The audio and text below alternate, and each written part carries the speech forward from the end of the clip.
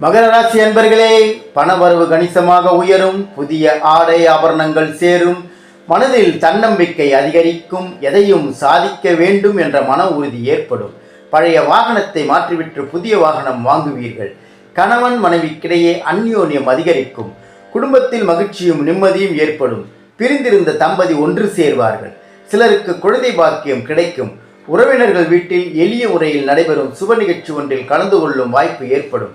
குடும்பத்துடன் அதிக நேரம் செலவிட்டு அவர்களை உற்சாகப்படுத்துவீர்கள்.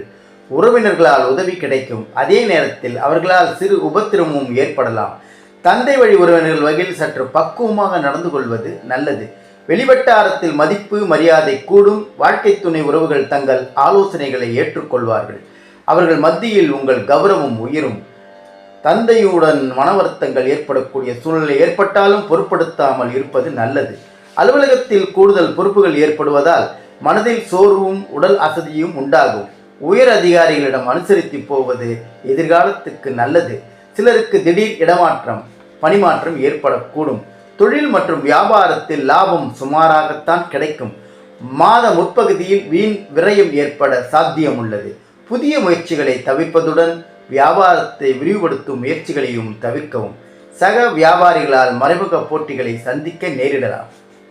குடும்பத்தை நிர்வகிக்கும் பெண்களுக்கு பல வகைகளிலும் முன்னேற்றம் தரும் மாதமாக இருக்கும். புகுந்த வீட்டு உறவினர்கள் மத்தியில் மதிப்பும் மரியாதையும் கூடும். கணவரின் பாராட்டுகள் கிடைக்கும். அலுவலகத்துக்கு செல்லும் பெண்களுக்கு சிறப்பான பலன்கள் ஏற்படக்கூடும்.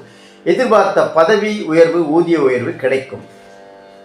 அதிர்ஷ்ட நாட்கள் செப்டம்பர் 2, 4, 6, 11, 12 மற்றும் 16.